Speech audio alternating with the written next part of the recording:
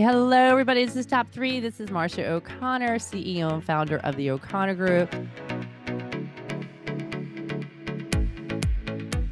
First of all, just thank you so much for listening. I'm hearing so many great compliments out there, and all of you are tuned in to us, and can't thank you enough. So please like us out there, refer us, repost us, retweet us, whatever that takes. We really appreciate it. I am next to one of my dearest buddies, and it's so funny. It's so weird to see you actually all dressed up. It's usually you and I are in ponytails. But Marci, Schankweiler, I still say it wrong half the time, but it's saying like my maiden name. But Schankweiler is an amazing lady, not only a former attorney, but I'm sure she still uses those skills. But she started a phenomenal organization out there, and I'm still gonna have you talk about it a little bit more, but the idea behind it is that she's helping people without even knowing that she's helping people, because everybody knows the word cancer out there. And, for Pete's sake, it's has come such a long way. And sometimes people just say, FPS, and people are like, "What's FPS?" And it's like, "Well, it's for Pete's sake." And who's Pete? And we're going to talk about all of that on today's show, and go through a lot of different things, and then what to do and how to get involved, and how you out there can get involved as well, because there's no better gift you can give yourself than helping somebody else. And with the FPS, you can definitely many ways to do that. And we're going to talk about that today on the show. So, Marcy, welcome to the show. Thank you, Marcia. Great to be here, and thank you for having me on. My pleasure. And so let's go right into the business. For Pete's sake, why the name Pete? So Pete was my first husband, passed away from testicular cancer at the age of 30.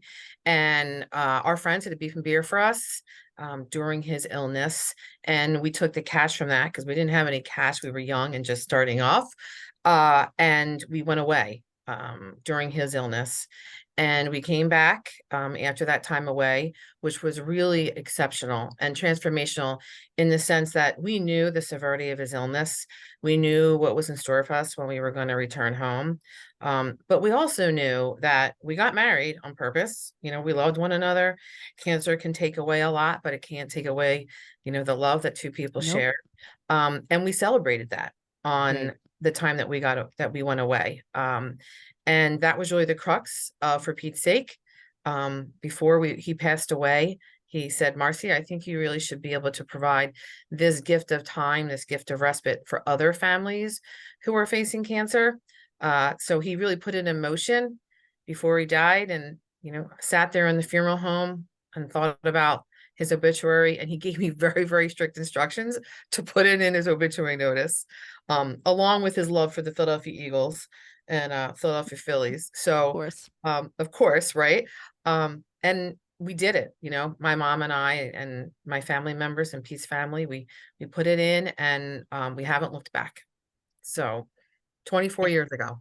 24 years ago. And now you basically, how many families did you help last year alone in 23? We helped about 780 people total last year. We're over 11,000. So it's about 11,200 people that we've served since we've started. Wow. We do about 76,000 hours of respite annually. Oh my gosh. So each family gets about 608 hours of respite. We serve 7,000 meals because every family gets meals on respite. I mean, it's Yep. an exceptional program. We partner with Woodlock Resorts Yep. that they said yes to us asking for a partnership over a decade ago. Wow. And they've been a collaborative partner ever since. So monthly, we have families that collectively go together. And, they walk in as strangers and they leave as forever friends from all different walks of life, all different backgrounds, but united by that one word, cancer, which we all know, affects the core of your being. Oh, yeah. You can't go anywhere without somebody in the immediate family that has some way or another been affected by that word. And I know they're always trying to find a cure of it, but the respite is such a huge deal. And why don't you talk about a little bit about Woodlock in particular, what you guys are doing and what's coming along?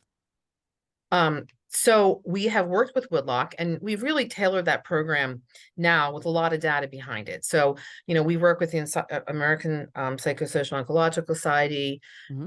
American Society of Clinical Oncology, to really tailor a respite program that really reflects family well-being during treatment. Because we all know the patient gets it, the caregiver gets it. They half the people we help are small children at risk of losing a parent. Yep. 83% of our families are under financial duress. 77% of them are advanced stage cancer. Mm. So our families are facing, a real uphill battle. Yep. So at Woodlock, we've been able to partner with them to really give them a respite where they really have to do nothing but but show up Mhm. and then be present with their loved ones. And that's a lot. I mean, even Mhm. getting away from the comfort of your medical community and taking that risk is very challenging. Many of the people we help have never, been in a very safe and secure environment that Woodlock offers. Mhm. So that in itself is a different, a different community. And we've just been really blessed to build out a program with Woodlock with activities to really meet the psychosocial, emotional, mental, financial, physical, and spiritual needs of family health. Listen, when they go, it's from a go-kart to taking a walk in nature. What we offer families is really, they're really a gift of time to be together, Mhm. and do some activities. So taking all this that we've done with Woodlock for over a decade, we put it all together. We have an amazing patient program committee Yep. who nominates to our program. We sat down with them. We sat Mhm. down with our board. Uh, we sat down with some of our donors, and we are we are embarking on constructing the nation's first respite center for families facing cancer, in collaboration with Woodlock. So So awesome. it is a big undertaking. It is awesome. So we're very excited for what this is going to do, how it will change cancer care, Oh, absolutely. definitely, Mhm. um, making this part of the continuum of care Yep. for every family. We've done a great job in this country, like with the medical side of it. But we all know that when a patient gets cancer, the entire family gets cancer. They And do. the resources for them are much Mhm. different than the resources just for the patient. Yeah. So we really kind of wrap them all in love, put them in an amazing environment, Mhm. and treat them like royalty, and they walk away transformed by respite. And that's no small feat. That's like a huge feat. And sometimes I wish you would just look in the mirror and put your hand behind you and be like, "Oh my God, we've actually were doing this." But you are obviously you get there through a tribe. And now how many employees are you working with now? We have about 12 full-time employees that the equivalent of. We have hundreds of volunteers. Yep. Uh, for this project itself, Mhm. we have a patient program committee comprised of everyone who nominates to our program, Yeah. who really looking at every square inch of what we're constructing to make sure it Yep. meets the needs of everyone collectively. Mhm. We have a campaign committee, we have a building committee. So we are powered by hundreds of volunteers. And just as importantly, we're empowered by an amazing board, and Mhm. amazing supporters, right? Who give of their time, talent, and treasure. So we want to create like a community, of Yeah. people, who supports a community of people facing cancer. Yeah. Well, I think you're doing a phenomenal job, and I think your volunteers are amazing. They're always so friendly and they're so compassionate, and they just that passion behind them is amazing. You have so many great things, but you do some awesome like fundraisers, and one of them is around cornhole, and one of them is around pickleball. And there's one coming up in our favorite town of the world is Seattle City. Tell us more about that. Sure. So we've been doing cornhole for cancer since COVID. And that was really a choice that we made on how to stay relevant, right? Like Mm-hmm. I mean, nonprofits, when everything shuts down, cancer doesn't stop. So cancer keeps going. As a matter of fact, it's increasing. Um, Mm-hmm. so we thought of cornhole for cancer as a way to stay relevant. It could be outside. And we launched it. And now we do that a lot for a lot of companies that do team building, for communities, churches that want us to come together. And it's an amazing community driven event that's for all ages. So it can be the Right. 6-year-old, the 60-year-old, the 90-year-old. We pair up teams. We have an amazing technology that we worked out with a company out in California, during COVID, and we've been blessed to really launch that. We're taking it to kind of the next step. We're doing pickleball Mhm. And we teamed up with a company called Universal Rackets. And we have some mutual people, and they know people that we've been able to help and serve Mhm. in our program. And we are going to be hosting a pickleball and a cornhole for cancer tournament in Seattle on Friday, the 13th of July. So we're excited. We have a morning and afternoon events for open for all ages. But I think, when you're an entrepreneur, you got to think of different ways to stay relevant, Always.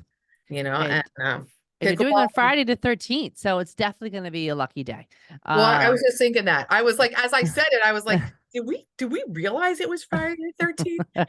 So, I mean, because that's actually kind of ironic. So, yes, yeah. Oh, wait, no, it's July 12th.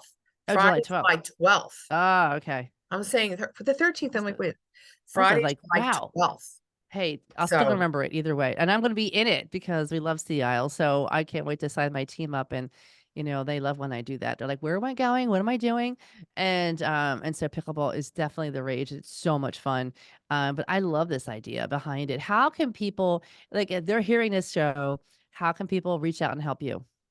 I would say go to our website, take a look at our volunteer opportunities, and email us. I mean, or feel free to call our office. We have some people, my colleague Pam will answer the phone, and just have a conversation, right, about like what you're Mhm. looking to do. Because I really do think the success around volunteering too is really finding the right person to fit in the right spot. So we have Always. volunteers who work out of their home, Mhm. who make phone calls to, the hundreds of families that we've helped as part of our Respite Reinforced program. Mhm. We have volunteers who come into our office. We have volunteers that are on operating committees, from Mhm. finance to advancement, to program. We have volunteers who uh, come to our events and help Yep. out, more sporadically and more periodically. Um, and then we also have a take a break club, which is what we do for high schools. Mhm. So, um, it's just not, doing a fundraiser. We really want these clubs and these high schools to understand, what is oncology? What's the role of oncology? Um, how does it serve people? How Mhm. are families impacted and affected? So our take a break clubs work throughout the year with different families and different activities. And it really kind of culminates at our walk at Citizens Bank Park, which will be on April 28th. So There that's we go. another great family event. It's the late Sunday afternoon. We're serving Manco and Manco pizza. We just Oh, confirmed that. They're great. Uh, yum. Tom over there and Greg Perks they treat us really well. So Mm. the Phillies do a great job. So we're looking forward to that. So there's many ways to get involved. Making me hungry. You can't think of the shore without mango mango. So, pizza because it's part of tradition. Um, that and so many other things down there. So when you do all these things and you get the fundraisers and all, um, I know it's hard. This is, now it's 2024. Fundraiser is not easy. But you have a magic sauce. You seem to do like really well. You have amazing. You have a major gala this weekend. Um, Talk to me more about what do you think that magic sauce is? I think it's stewardship, right? Mm, I think, and when I say that, I mean from the first time a person comes into your community, like, you have to make them want to be a part of it. People mm-hmm. choose to be a part of a charity. True. And what I'd like to do is always, when they're making the choice about charity, that for Pete's sake rises to the top. Yep. And we do that by stewardship in the sense of not only including them to potentially meet our families, like we do a Pancakes for Pete event where we invite families to come and our supporters come. We have an annual meeting every year. I don't know a Mm-hmm. lot of nonprofits who host an annual meeting. We host an annual meeting every June. Mm-hmm. We have between 50 to 70 people who come, and we talk about Nice. like what can we do? Like Right. what are some ideas? And I think we say thank you.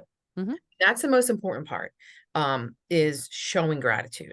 Yeah. And maybe it's a handwritten note, maybe it's a phone call, maybe it's acknowledgement. It could be a board call. I mean, my board um, calls people who Mm-hmm. support us. Patients write handwritten notes. I mean, it's about gratitude and showing Yep. gratitude. Always. For what people have done to make for Pete's sake successful. But in making for Pete's sake successful, what they've really done is they've impacted families facing cancer. Yeah, I think it's just I don't know, there's a lot of charities out there and all too, but I think you guys definitely have some magic sauce where, you make everybody feel welcomed and part of the process, and your respite programs are just amazing. And, and you really, really do care, and it comes through. But you also, like, you get stuff done out there, and I think some people worry about where that money's gonna go, but you guys, you have your act together, and it sounds as if, like, everything goes to the right things out there, so I'm really happy for that. How do people What's your website address? Takeabreakfromcancer.org is our Okay. website. So that's really our model, taking a break from cancer. And that Yep. looks different for every single person. But takeabreakfromcancer.org is our website. And you can from there you can get to the other sites too that talk a little bit about more about our initiatives. And transparency is so important. And we put our strategic plan on our website. Like we try to put as much on our website as possible, all our financials, like really everything. As a matter of fact, I said my colleague goes like, "What do you want now on the website, Marcy?" So, but it's a great tool to share Mhm. with the world what you're doing, and it's Yeah. for Pete's sake is not about me, it's not about my staff or my board, it's about the families that we serve, period. Like that is the reason we exist. Yeah, it's a wonderful reason for sure. Um, how do you motivate your team? It's not easy already. A lot of people are hybrid. A lot of people are remote, and it's a volunteer a lot of times, and you have 12, your 10 employees. How do you motivate them? Well, I try to do like weekly emails, so it could be Tuesday tidbit, Wednesday wisdom, Thursday thought. It depends on what day I Mhm. get the email out the Yeah. door. I try to bring people together too. Mhm. I think more now than prior with COVID, like people are looking for connection. And we just had an open house where we invite people to come. We're having a pancakes for Pete the end of February. We invite people. So we try to connect people to the community, Mhm. which I think is really important. We do the respite reinforce, which are a lot of phone calls that we make to our families. That's Mhm. all volunteer based. So I think that there are three main areas, and what happens when you make those phone calls, you immediately get inspired, Sure right? do. It fills our cup, right? It Yeah. fills my cup. I mean, when you hear the stories, you can relate, and you can't relate to like Mhm. what what these families are facing day in and day out. Yeah. So in motivating a team, I think it's just all different. Well, I just bought them all Shake Shack for my colleague's Oh, birthday. cool. So they're all enjoying Fun. Shake Shack. I mean, you gotta have fun too. So we try to Always. have fun too. We do some art, we take some of the same things that we do on respite and try to bring them right to this office. Nice. So maybe it's, a little bit of art therapy and some creative events, or it could be almost like a toss, a pizza toss that we do. Yeah. So Oh, I love it. I you love that do it the idea. same way though, right? Quote of the week, anything you can do to really, make sure that we're all in this together. Yeah.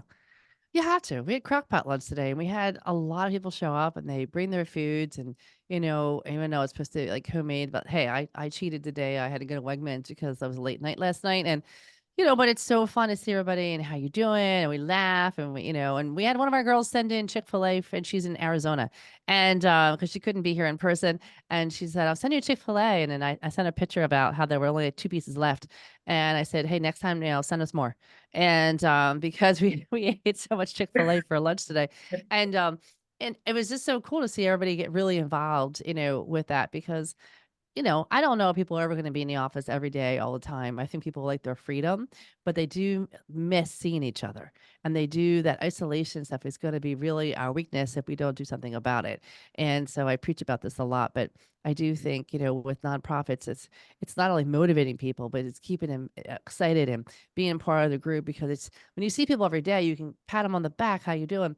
If you don't, it's twice as hard. So you got to be a little creative how you do that. So I love your pickleball stuff. I love the cornhole events that you guys do. They're so much fun, and you get so many people involved with it. So try to figure out how else can we help you. Like if somebody wanted to help you out today, just check your website out, or what do you need Check our most of? website out. I mean, check our website out. Feel free to email me, Marcy at takeabreakfromcancer.org. I think it starts with a conversation first, right? Like, Yeah. what is it that you want to do? Because if Hmm. you can match that and marry that really well, then they're volunteer, like they walk away like just refreshed from their own volunteer Right. experience. So that's really like kind of the crux of how we've been able to approach it. Yeah, I agree with that. Um, and then Yes. if you go Go ahead. ahead. No, you go. No, I You just go. was gonna say too, you talk about, I think showing vulnerability is really Mhm. good too Yeah. with your Mhm. team. And, we have board calls every week, I mean, every month. And, as part of our calls, we do highlights. I do 3 highlights, 3 lowlights, 3, something that keeps me up at night and something that's a deep dive, right? And Mhm. those are topics of discussion, and I bring them to my colleagues. Yeah. This is what keeps me up at night. Yeah. This is something that we need to solve. So when you have those dialogues too, it's not just the work, but it's the strategy and the vulnerability that you show going forward. uh, Yeah. that really kind of defines like your leadership, and and being able to say, we all have bad days. Like we all need our own cup needs to be filled sometimes. We do So, have those days, but it's pretty interesting too because you're gonna have the ups and the downs, and then that's what you're doing is like you're also the leader of the ship, and so you got to be on all the time, and you may be having a bad day, but it's really difficult to share that with your team because they're gonna have a really bad day then, and so it's hard. It's hard to be at the helm of the ship, shall I say, 24/7 and have toothpicks in your cheeks, I call it. But you do a great job of what you're doing. You should be so proud of everything that you accomplished. And looking back, it's a long time to be doing this, and it's exhausting some days and all too. So I give you a lot of kudos, girl, because it's not easy. You need a well, lot of thank you. grit to do what you You do. need a lot of grit. And listen, the next 2 years are gonna be really exciting. Oh I yeah. think when we look at what we're doing Hmm. and what we plan to accomplish, it's, building a 34,000 square foot respite center Hmm. is no slight task. So, No, you surround yourself with people who are a lot smarter than you, we have and to. you listen attentively, you make the best decisions that you can under the Yep. circumstances, and you move forward. And that's it. Part of life, live and learn, for sure. Mhm. My son's had to do an essay back in high school, and he was like, "How to use a quote?"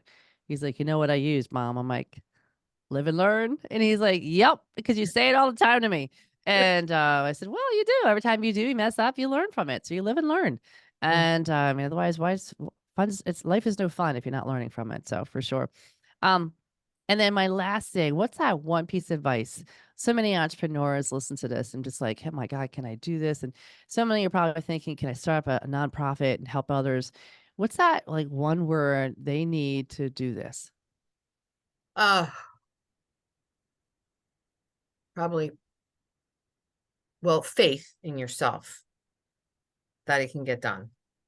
Yes, agreed. Yeah. I mean, it starts with you. Yeah, it does. And it starts with an internal, gumption that Hmm. you know that you can accomplish it. And you recognize, listen, when you do it, that it's not going to be a straight path. Right.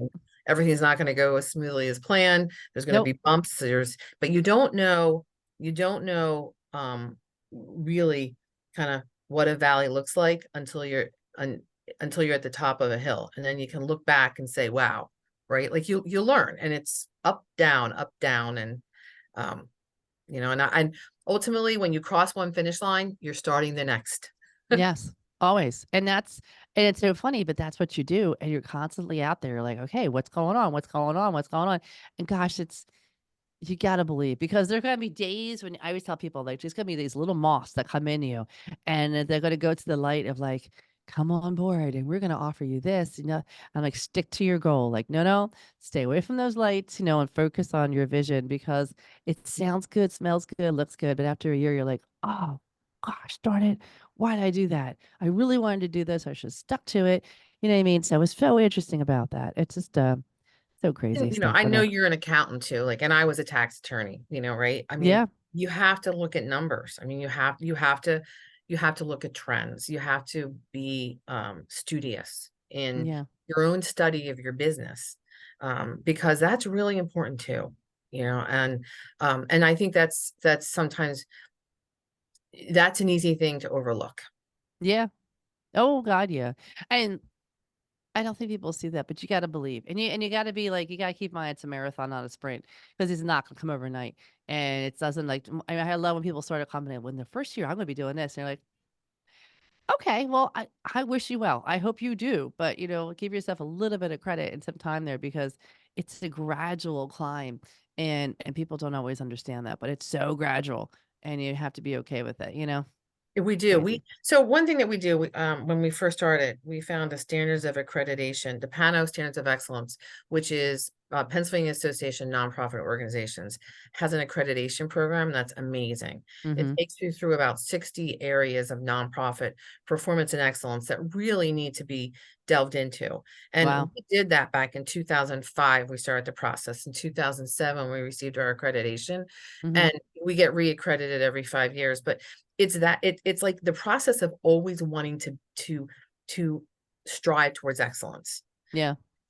That's and that has to be across the board. That just Yeah. can't be myself. It's all my colleagues, and it's my board, and it's all our volunteers. And we represent, for Pete's sake, but what we represent is the impact we make on families facing cancer who need our help.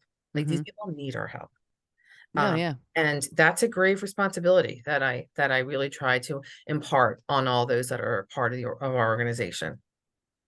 Yeah, I think that's a bigger area too. It's like needing help and knowing that you're making an impact. And some days you don't always see it, but don't give up. Whatever you do out there, do not give up. For So sure. ironically, at the end of so Pete did a list of 100 things to do in life when he, like, right after his first round of chemo. And the last one, 96 through 100 is don't ever give up. So that's really our motto. We actually have excerpts of his list of things to do in life. Um, Mhm. we actually have it hanging in our office as a Right. good reminder, as something as simple as reading a book, Yeah. something as simple as the gift of touch, Yep. and giving someone a hug or smiling at someone can make all the difference. You don't know what they're going through at that time in their lives. So that small compliment can make their entire day. Yes. So absolutely. So for that, Marcy, thank you for doing wonders out there and affecting so many and touching and embracing so many people out there, making a difference. And thank you for just doing what you did and starting an amazing organization. And I'm so happy that we can help one way or the other here at the O'Connor Group. But thank you. Thanks for being on the show today Thank out you. there. You're welcome. Always love to see you. Always love to see your smile and to see what you're up. You're always up to something next, which is so much fun with you guys. But I'm looking forward to it. And out there, everybody, listeners, reach out to Marcy. She means it. They're doing some wonderful things. If you want to basically give back to the community, And like hit listen, that. they can call my cell too if they See, want. 215-416-7489. Go ahead and give it a call. L- So, lay it you out know, there, guys. I'll Do lay it. it out there. Like, sometimes the most unexpected is the most profound. So, I'm telling you, and so many people will not take you up on that. And I always understood that. It was like only 1% of people will actually, if you give somebody an email or a phone number, only 1% actually takes people up on that. So today, be that 1% out there, guys. Pick up that phone, give her a call, say, how can I help? And you know what? It might have just changed your entire life about how you're going to be helping her. You never know. So never, go for it out there, challenge yourself. As entrepreneurs, that's what we do every single day. But don't give up hope. We are all about that here. For Pete's Sake is an amazing place. Get involved. This is Marcia O'Connor with Top 3. And until next time, you know, go out there, enjoy the journey. It's crazy out there, but we got you. All right. Take care, guys.